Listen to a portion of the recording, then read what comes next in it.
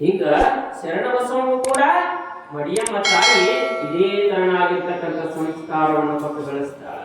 ಹೀಗೆ ಸಂಸ್ಕಾರ ಮನೆಯೊಳಗ ಅತ್ಯುತ್ತಮವಾಗಿರ್ತಕ್ಕಂಥ ಒಳ್ಳೆಯ ದಿನ ಎತ್ತು ಸಾಕು, ಶರಣಬಸವ ನೀವು ಪೂಜೆ ಮಾಡ್ಕೋ, ಪ್ರಸಾದ ತಗೋ, ಹೂ ಹರ್ಕೊಂಬ, ಪತ್ರಿ ತಗೊಂಬ ಅಂತ ದಿನಾಲು ಕೂಡ ಗುರು ಲಿಂಗ ಜಂಗಮರಿಗೆ ಒಂದಿಷ್ಟು ಸೇವೆಯನ್ನ ಮಾಡತಕ್ಕಂಥದ್ದನ್ನ ಸಣ್ಣವರಿದ್ದರಿಂದಲೇ ಆ ಬೀಜವನ್ನ ಮಡಿಯಮ್ಮ ತಾಯಿ ಶರಣಬಸವನ ಹೃದಯದೊಳಗೆ ಬಿತ್ತಿತ್ತು.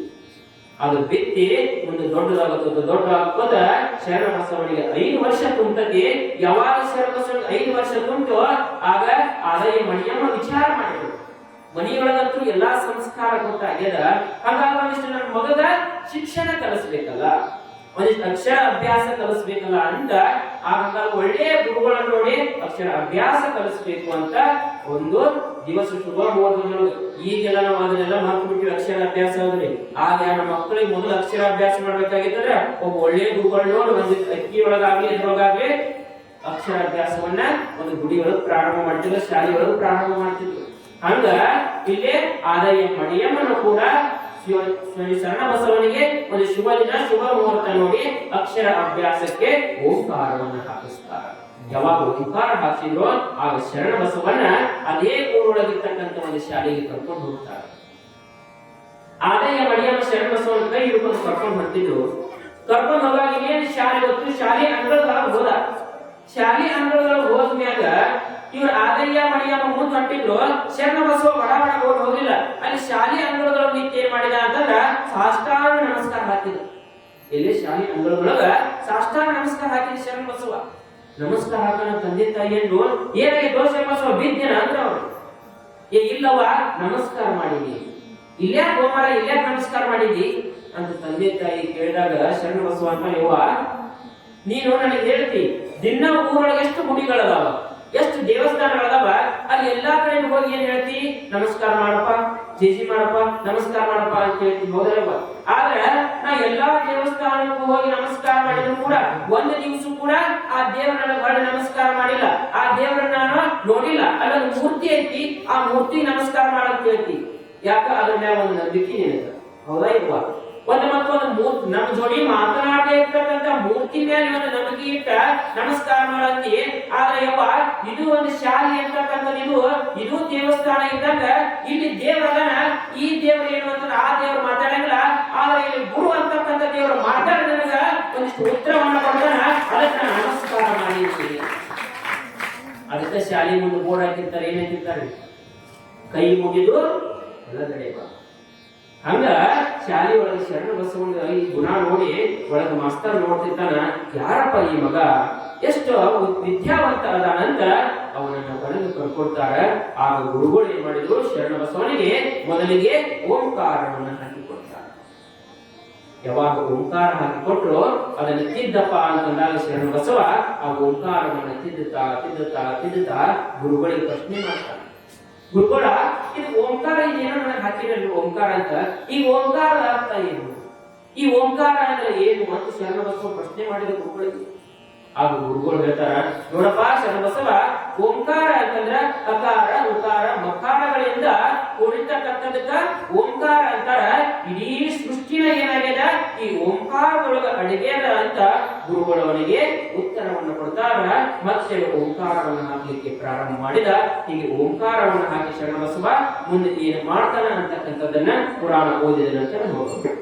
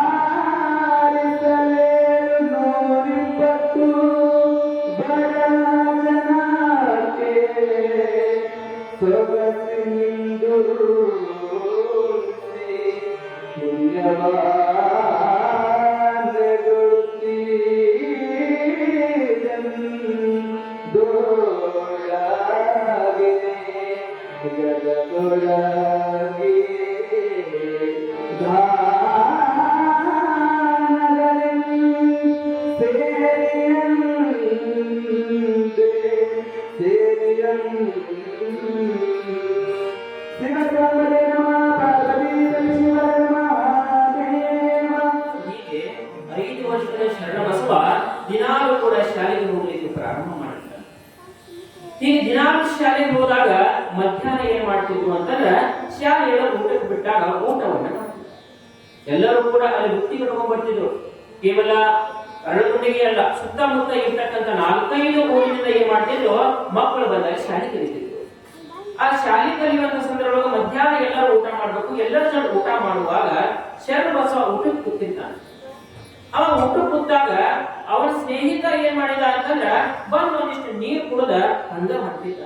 ಆಗ ಶರಣಬಸವ ಕೇಳ್ತಾನೆ, ಯಾಕೋ ನೀ ಊಟ ಮಾಡಂಗಿಲ್ಲ ಮತ್ತೆ ಊಟಕ್ಕೆ ಬಿಟ್ಟಂತೆ ನೀರು ಕುಡಿದು ಹೊಂಟಿಯಲ್ಲ ಅಂದಾಗ ಆ ಹುಡುಗ ಹೇಳ್ತೈತಿ, ಬೇರೆ ಊರಿಂದ ಬಂದಿರ್ತಕ್ಕಂಥ ಹುಡುಗರು, ಶರಣಬಸವ ಇಲ್ಲಪ್ಪ ನಮ್ಮ ಮನ್ಯಾಗ ಪರಿಸ್ಥಿತಿ ಬಹಳ ಕೆಟ್ಟದ್ದು. ಮನೆಯಾಗ 2 ಹೊತ್ತು ಊಟ ಮಾಡ್ಬೇಕಂದ್ರೆ ಬಹಳ ಕಷ್ಟ. ಇನ್ನು 3 ಹೊತ್ತು ಊಟ ಬುತ್ತಿ ಕೊಟ್ಟು ಕಟ್ಟಿ ಕಳಿಸುವಟ್ಟ ಶಕ್ತಿ ನಮ್ಮ ಮನೆಯೊಳಗೆ ಇಲ್ಲ. ಅದಕ್ಕೆ ನಾವು ಒಬ್ಬನ ಅಲ್ಲ, ನಮ್ಮ ಊರಾಗ ಬಹಳ ಮಂದಿ ಇದೀವಿ. ನಾವೆಲ್ಲರೂ ಮಧ್ಯಾಹ್ನ ಯಾರು ಊಟ ಮಾಡಲ್ಲ, ನೀರು ಕುಡಿಸ್ತಿರ್ತೀವಿ ಅಂತ. ಯಾವಾಗ ನೀರು ಕುಡಿಸ್ತಿರ್ತೀವಿ ಅಂದ್ರು ಶರಣಬಸವನಿಗೆ ಏನಾದ್ರು ಅಂತ ನಮ್ಗೆ ದುಃಖ ಆಗಿತ್ತು. ಇಷ್ಟೊಂದು ನನ್ನ ಜೋಡಿ ಇರ್ತಕ್ಕಂಥ ಸಹಪಾಠಿಗಳು ಊಟ ಇರ್ಲಾರ ಮಧ್ಯಾಹ್ನ ನೀರ್ ಮ್ಯಾಲ ಬದುಕ್ತಾರಲ್ಲ ಅಂತ ಅವತ್ತಿನ ದಿವಸ ಅದರ ಚಿಂತೆ ಅವ್ಗ. ಮನೆಗೆ ಹೋದ, ರಾತ್ರಿ ಮಲ್ಕೊಂಡ್ರು ಕೂಡ ನಿದ್ದೆ ಆಗ್ತಿಲ್ಲ. ನನ್ನ ಜೋಡಿ ಇರ್ತಕ್ಕಂಥ ಸ್ನೇಹಿತರು ಮಧ್ಯಾಹ್ನ ಊಟ ಇರಲ್ಲ, ಬರೀ ನೀರ್ ಕುಡಿದು ಬದುಕ್ತಾರಲ್ಲ, ಹೆಂಗ ಮಾಡುದು ಅಂತ ಇದರ ಚಿಂತೆಯೊಳಗಿದ್ದು ಮುಂಜಾನೆ ಎದ್ದು ಶರಣಬಸವ ಅವರ ಓನ್ ಹತ್ರ ಬಂದ. ಅಪ್ಪ ಅವ ಇಬ್ಬರ ಹತ್ರ ಬಂದ ನಂತರ, ಯಪ್ಪ ದಿನ ನಾ ಶಾಲೆ ಬಿಡ್ತೀನಿ, ನನಗೆ ಬುತ್ತಿ ಕಟ್ಕೊಡ್ತೀರಿ, ನಮ್ಮ ಅಂತೇಳಿ ಐತಿ, ನನಗೆ 3 ಹೊತ್ತು ಬುತ್ತಿ ಕಟ್ಕೊಡ್ತೀರಿ, ಮತ್ತೆ ಶಾಲೆಯಿಂದ ಬಂದ ಮ್ಯಾಗ ಕುಂತೀನಿ, 1-4 ಹೊತ್ತು ಊಟ ಮಾಡ್ತೀನಿ ನಾನು. ಆದ್ರೆ ನನ್ನ ಜೋಡಿ ಇರ್ತಕ್ಕಂಥ ಎಷ್ಟೋ ಮಂದಿ ಸ್ನೇಹಿತರು 3 ಹೊತ್ತು ಊಟ ಮಾಡಂಗಿರುವ ಮಧ್ಯಾಹ್ನ ನೀರು ಕುಡಿದು ಬದುಕುತ್ತಾರೆ. ಅದಕ್ಕೆ ನಾವು ನಿರ್ಧಾರ ಮಾಡಿದ್ವಿ ಅಂತ. ಏನಪ್ಪ ಶರಣಬಸವ? ಏನಿಲ್ಲವ, ಇವತ್ತಿನಿಂದ ನಮ್ಮ ಶಾಲೆಯೊಳಗ ಎಷ್ಟು ಮಂದಿ ನೀರು ಕುಡಿದು ಬದುಕಾಗತ್ತಾರೋ, ಎಷ್ಟು ಮಂದಿ ನೀರು ಕುಡಿದು ಮಧ್ಯಾಹ್ನ ಊಟ ಇಲ್ಲಾರ ಶಾಲೆ ಕಲಿಯಾಕತ್ತಾರಲ್ಲ, ಆ ಎಲ್ಲಾ ವಿದ್ಯಾರ್ಥಿಗಳನ್ನು ಇವತ್ತಿನಿಂದ ನಾನು ಮನೆಗೆ ಕರ್ಕೊಂಡು ಮಧ್ಯಾಹ್ನ ಊಟ ಹಾಕಬೇಕಂತ ಮಾಡಿದ ತಾಯಿ ಅಂತ 5 ವರ್ಷದ ಶರಣಬಸವ ತಾಯಿ ಅಂದಾಗ ತಂದೆ ತಾಯಿ ಅಂತಾರ, ಯಾರು ಬೇಡತ್ತಾರಪ್ಪ ಕರ್ಕೊಂಬ, ದಿನಾನು ಅವ್ರಿಗೆ ಇಲ್ಲೇ ಪ್ರಸಾದ ಮಾಡೋಣ ಅಂತ ಹೇಳಿ ತಮ್ಮ ಊರೊಳಗೆ ಶಾಲೆಗೆ ಬರ್ತಕ್ಕಂಥ ಬೇರೆ ಊರಿನಿಂದ ಬರ್ತಕ್ಕಂಥ ವಿದ್ಯಾರ್ಥಿಗಳು ಮಧ್ಯಾಹ್ನ ಊಟ ಇಲ್ಲದೆ ಇರತಕ್ಕಂಥ ಸಂದರ್ಭದೊಳಗ ಅವರನ್ನ ಕರ್ಕೊಂಡ್ ಬಂದ ಇಲ್ಲಿ ಮನೆಯೊಳಗ ದಾಸೋಹವನ್ನ ಮಾಡ್ತಿದ್ದ ಶರಣಬಸವ. ದೊಡ್ಡವಾಗಿದ್ದ ದಾಸೋಹ ಪ್ರಾರಂಭ ಮಾಡಿಲ್ಲ, 5 ವರ್ಷ ಇದ್ದಾಗಿನಿಂದ ದಾಸೋಹವನ್ನ ಪ್ರಾರಂಭ ಮಾಡಿದ. ಅವರ ಊರೊಳಗಿರ್ತಕ್ಕಂಥ ಶಾಲೆಯಿಂದ ಎಷ್ಟು ವಿದ್ಯಾರ್ಥಿಗಳಿಗೆ ಅಂತಂದ್ರ 720 ವಿದ್ಯಾರ್ಥಿಗಳು ಶರಣಬಸವ ಮನೆಯೊಳಗೆ ಊಟವನ್ನ ಮಾಡ್ತಿದ್ರು. ಅಂದಿನ ಕಾಲದ 720 ಮಂದಿ. ಅದರ ವಿಚಾರ ಮಾಡಿ, ಅದಕ್ಕೆ ಏನಾದ್ರು ದಾಸೋಹ ನಿಧಿ ಅಂತ ಕರೆಯಕ್ ಅಲ್ಲ, ಆಗಿನಿಂದನೂ ಕೂಡ ದಾಸೋಹವನ್ನು ಮಾಡಿರ್ತಕ್ಕಂಥ ಶರಣಬಸವ ತನಗೆ ಇಲ್ಲ ಅಂದ್ರೂ ಕೂಡ ನನ್ನ ಮನೆಗೆ ಬಂದ ವಿದ್ಯಾರ್ಥಿಗಳಿಗೆ ಒಂದಿಷ್ಟು ನಾನು ದಾನ ಮಾಡಬೇಕು ಅಂತಕ್ಕಂಥ ಗುಣ ಆಗಿನಿಂದನೂ ಕೂಡ ಶರಣಬಸವ. ಯಾರ ಶಾಲೆಗೆ ಪೆನ್ ಇಲ್ಲ, ಪೆನ್ಸಿಲ್ ಇಲ್ಲ, ಪುಸ್ತಕ ಇಲ್ಲ ಅಂತಂದ್ರೆ ಕೊಟ್ಟು ಬಂದ್ಬಿಡ್ತಿದ್ದ ಸುಮ್ಮ.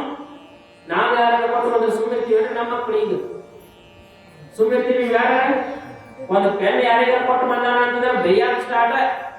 ಹಾ ನೀ ಕುಬೇರ ಮಗನ ಮನ್ಯಾಗ ನಿಮ್ಮ ಪುಸ್ತಕ ತಂದಿಟ್ಟ ನಾನು ದಾನ ಮಾಡ್ತೀಯನ, ಹೋಗಿ ಇಸ್ಕೊಂಡ್ ಯಾರಿಗೆ ಕೊಟ್ಟಿ ಅಂತೀರಿ. ಏ ಇಲ್ಲಪ್ಪ ನಾಳೆ ಇನ್ನೊಂದು ಕೊಟ್ಟು ಬಾ ಅಂತ ಯಾರು ಕಳಿಸಿರೇನ ಅಂದೀವಿ ನಾವು? ಯಾರು ನಾವು ಯಾರು ನಮಗ ನಮಗ ಪಡ್ಕೊಂಡ್ ಸಹಾಯ ಆಗತ್ತೀವಿ ನಾವು. ದಾನ